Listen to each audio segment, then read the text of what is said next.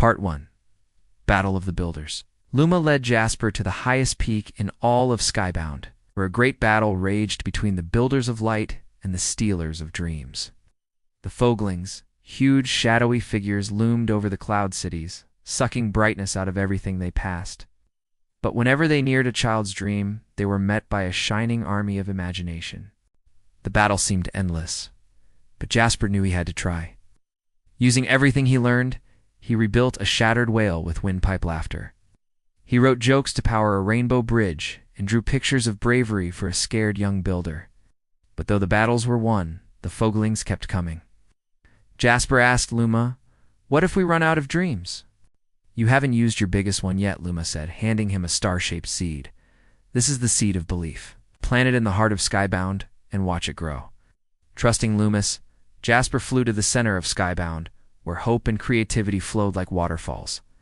There he planted the seed of belief, which immediately sprouted roots of stardust and blossomed into a massive tree of dreams. Its leaves rustled with every wish and idea from every child on Earth. As Jasper reached out to touch it, he understood. Skybound wasn't just a place. It was everything kids dreamed of, believed in, hoped for, and imagined. And he was part of it now, too. Feeling brave, he faced the remaining Foglings head-on, blasting them with beams of belief. They screeched as they hit the Tree of Dreams, losing all their power. The remaining builders cheered, and the defeated Foglings. They looked at the majestic tree inside. "I want to believe in happy dreams, too." "Me too," they whispered before dissolving into sparkling dust. Part 2. The Daybreak Wish. Now that peace returned to Skybound, Jasper looked around for Luma, but the talking lantern was gone. Then he noticed a note in the shape of a shooting star that read, "Thank you, Dream Builder. Your wish will bloom soon." Curious, he followed the trail of stardust back to his backyard. Then there, poking up through the grass, was the most beautiful flower he'd ever seen. Its petals unfurled in a burst of color, bathing his room in a golden light. And as he watched, a tiny sprout emerged from the center of it. "I just want to build something that helps the world," he whispered. Hey. And with that wish, the flower grew, growing taller and wider until it covered his entire backyard. Yet it didn't block out the sun. In fact, it seemed to amplify it, turning the grass into a carpet of gold and making the trees sparkle with 1,000 lights. It was as if the flower itself was made of sunlight. Then the petals began to glow brighter and brighter until they exploded in a shower of sparks.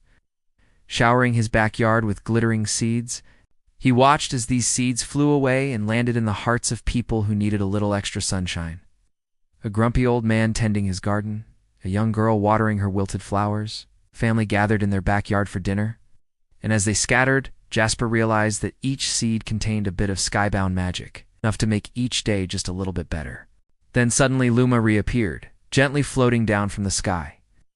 "Your wish has bloomed brightly," the lantern said with a smile. "You have given so much to Skybound, Jasper. It is time to return home." Da, da, da, da. But before Jasper could say goodbye, the flower wrapped itself around him, lifting him up, up and away from Earth. From this angle, he could see the full extent of his wish. Every flower, every plant, every blade of grass, everything green on Earth was glowing with a soft inner light, bathing the planet in warmth and joy. And as the flower carried him higher, he saw a new world spread out below him, one filled with possibility and wonder. Because now, thanks to Jasper, every child on Earth could see the magic hidden in everyday life. The beauty in every sunrise, and the adventure in every backyard. Luma smiled. "You have shown us all that even the smallest dream can bring light to the whole world." And with that, the flower deposited Jasper back into his backyard, gently nudging him towards the house with a final burst of golden light. Back in his room, surrounded by the glow of dawn, Jasper blinked, wondering if it had all been a dream. But then, he felt something brush against his leg. And when he looked down, he saw a tiny sprout pushing its way through the grass, reaching for the sun. And somewhere far away, he could have sworn he heard a faint, "Thank you, Dream Builder," carried on the wind.